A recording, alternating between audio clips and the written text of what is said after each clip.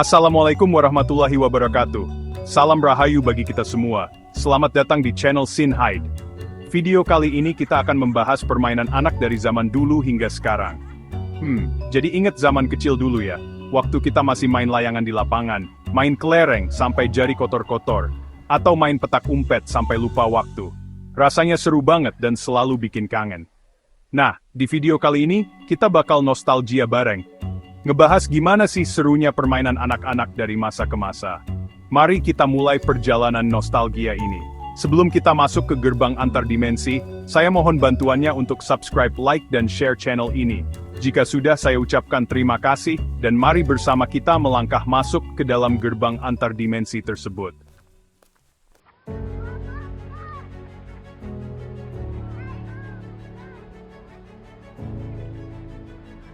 Oke, kita mulai dari zaman dulu banget nih, zaman kerajaan Jawa kuno.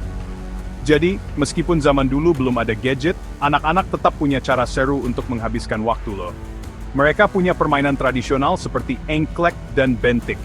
Bayangin aja, anak-anak zaman dulu, main engklek di halaman istana, pakai batu bata merah yang dipahat sendiri. Seru banget pasti ya. Nah, yang bikin permainan ini keren adalah, selain seru, permainan ini juga punya nilai plus, yaitu melatih ketangkasan dan strategi. Jadi sambil main, mereka juga belajar. Keren kan? Iya, ngomong-ngomong soal bentik, kalian tahu nggak sih permainan ini? Jadi bentik itu permainan yang menggunakan biji-bijian atau kerikil kecil. Cara mainnya, biji-bijian itu dilempar ke udara, terus ditangkap pakai punggung tangan. Nah, yang berhasil nangkep paling banyak, dia yang menang. Seru banget kan? Sayangnya, permainan tradisional kayak gini, udah jarang banget kita temuin ya sekarang. Padahal, selain seru, permainan ini juga punya nilai budaya dan sejarah yang tinggi.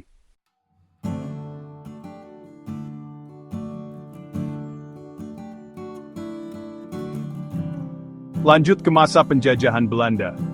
Di masa sulit ini, ternyata anak-anak tetap bisa menemukan keceriaan lewat permainan loh.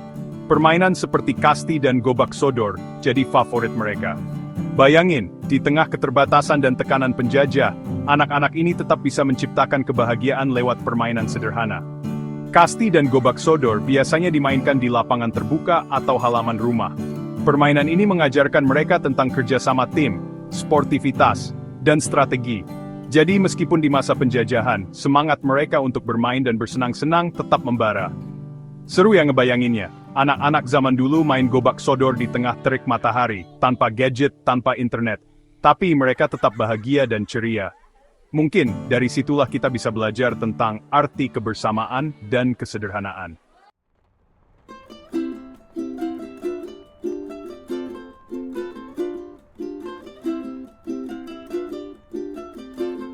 Indonesia merdeka, kemeriahan dan semangat kebebasan pun terasa di mana-mana, termasuk di dunia permainan anak-anak. Di masa ini, permainan seperti layangan dan egrang jadi favorit. Bayangin, anak-anak Indonesia berlarian di sawah, menerbangkan layang-layang tinggi ke angkasa, seperti menerbangkan mimpi dan harapan mereka di masa depan. Layangan dan egrang bukan cuma permainan, tapi juga simbol kebebasan dan kreativitas anak-anak Indonesia. Mereka berlomba-lomba membuat layang-layang dengan desain yang unik dan menerbangkannya setinggi mungkin. Permainan ini mengajarkan mereka tentang aerodinamika, keseimbangan, dan tentu saja semangat pantang menyerah. Seru ya ngebayanginnya, anak-anak zaman dulu main layangan di pematang sawah, atau main egrang sampai bisa berdiri tinggi. Rasanya, mereka benar-benar menikmati masa kecil mereka dengan cara yang sederhana tapi mengesankan.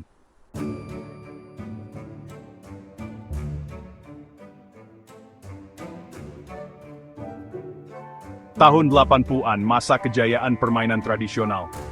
Masuk ke era 80-an, masa di mana permainan tradisional masih merajai. Ingat galasin atau gundu? Permainan sederhana ini selalu sukses bikin anak-anak lupa waktu. Setiap sore, halaman rumah, lapangan, bahkan gang-gang sempit berubah jadi arena bermain yang seru. Galasin atau gundu memang sederhana, tapi punya daya tarik tersendiri. Permainan ini menuntut konsentrasi, ketepatan, dan tentu saja strategi untuk bisa memenangkannya. Belum lagi serunya berebut gundu milik teman yang jadi taruhan. Rasanya deg-degan dan seru banget. Selain galasin, petak umpet juga jadi primadona di era 80-an. Permainan ini mengasah insting dan strategi anak-anak dalam mencari tempat persembunyiannya. Seru banget deh pokoknya. Berlarian, bersembunyi, dan rasa tegang saat mencari teman yang bersembunyi. Jadi kangen masa kecil. Pasti Anda yang pernah merasakan tumbuh besar di era 80-an, pernah ada memori indah itu.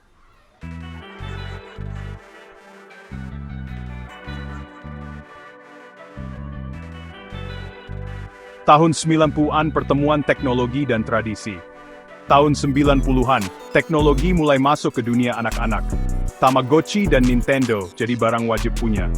Tapi permainan tradisional seperti Kongklak tetap punya tempat tersendiri. Tamagotchi, hewan peliharaan virtual yang lucu dan menggemaskan, sukses bikin anak-anak 90-an keranjingan. Merawat Tamagotchi dari mulai memberi makan, memandikan, hingga membersihkan kotorannya, jadi rutinitas baru yang seru. Di sisi lain, Kongklak, permainan tradisional yang mengasah kemampuan berhitung dan strategi, tetap eksis di tengah gempuran teknologi. Permainan ini jadi ajang kumpul dan berkompetisi yang seru, baik di rumah, sekolah, maupun di pos ronda. Kalau saya pribadi di era 90-an, hal yang saya ingat adalah mainan mobil balap Tamiya, yang saya koleksi dan saya mainkan bersama teman-teman sebaya dulu. Sumpah demi apapun, saya rindu masa-masa itu.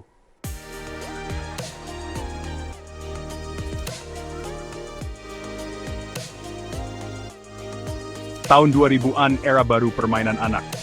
Memasuki tahun 2000-an, permainan anak semakin beragam. Beyblade dan Yo-Yo jadi tren yang mendunia.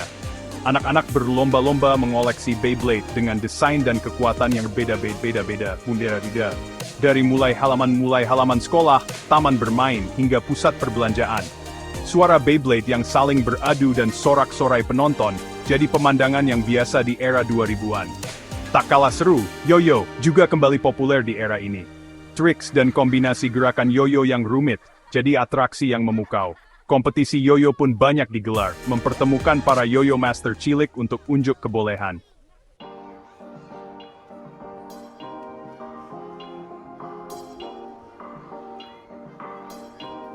Di balik keseruannya, ternyata permainan tradisional menyimpan filosofi dan nilai-nilai kehidupan yang berharga loh. Ambil contoh gasing. Permainan ini mengajarkan kita tentang keseimbangan, ketekunan, dan fokus. Gasing yang berputar dengan cepat menggambarkan roda kehidupan yang terus berputar. Untuk membuatnya tetap berputar, diperlukan keterampilan dan keuletan. Pesan moralnya? Dalam hidup, kita harus gigih dan fokus pada tujuan agar tetap eksis dan mencapai kesuksesan. Contoh lainnya adalah wayang. Pertunjukan wayang tak hanya menghibur, tapi juga syarat pesan moral tentang kebaikan, kejujuran, dan keadilan. Tokoh-tokoh wayang dengan karakternya yang kuat, memberikan teladan dan hikmah bagi siapa saja yang menyaksikannya.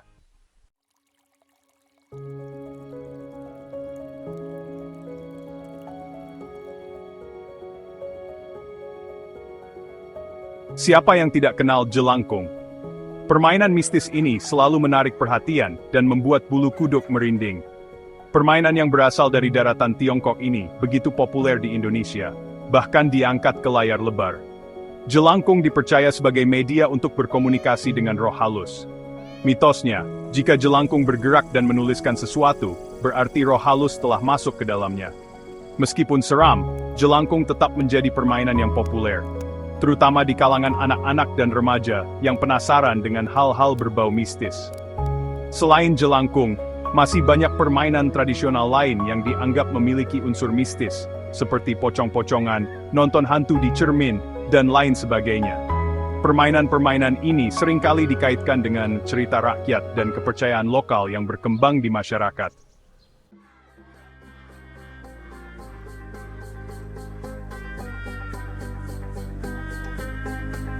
Meskipun zaman berubah, ternyata masih ada permainan tradisional yang tetap eksis dan dimainkan hingga saat ini. Sebut saja bola bekel dan lompat tali. Permainan ini tak lekang oleh waktu dan tetap digemari oleh anak-anak di era modern. Bola bekel biasanya dimainkan oleh anak perempuan. Permainan ini mengasah ketangkasan, konsentrasi, dan koordinasi mata dan tangan. Sedangkan lompat tali bisa dimainkan oleh siapa saja. Permainan ini melatih kelincahan, kecepatan, dan daya tahan tubuh. Keberadaan permainan tradisional di tengah gempuran gadget dan permainan digital menunjukkan bahwa budaya dan tradisi masih tetap hidup di masyarakat. Hal ini patut kita syukuri dan lestarikan bersama.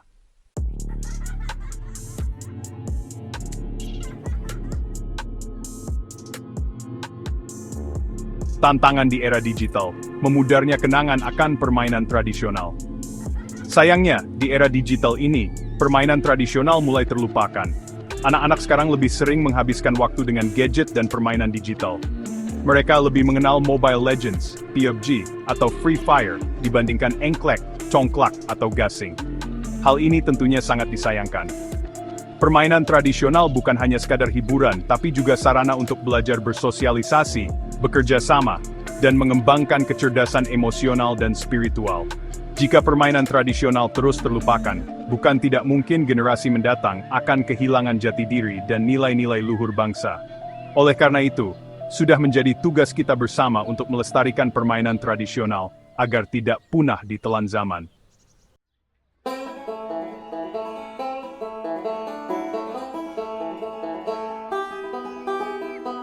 Misi penyelamatan, melestarikan permainan tradisional sebagai harta karun bangsa. Melestarikan permainan tradisional bukanlah hal yang mudah, tapi bukan berarti tidak mungkin. Kita bisa mulai dari hal-hal kecil, seperti memperkenalkan permainan tradisional kepada anak-anak kita di rumah.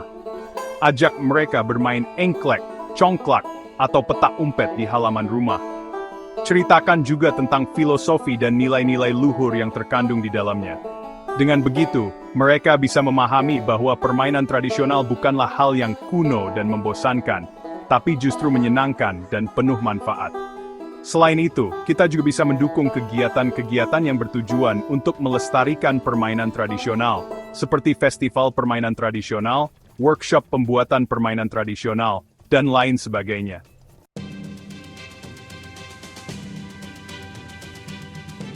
Peran pemerintah dalam mendorong pelestarian permainan tradisional.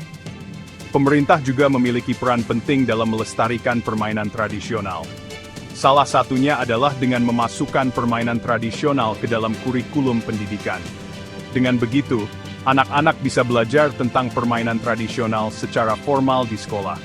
Selain itu, pemerintah juga bisa mengadakan berbagai event dan kompetisi permainan tradisional untuk menarik minat generasi muda. Melestarikan permainan tradisional bukan hanya tentang mempertahankan budaya, tapi juga tentang membentuk karakter dan jati diri bangsa. Mari kita bersama-sama menjaga warisan nenek moyang ini, agar tetap lestari dan menjadi kebanggaan kita semua.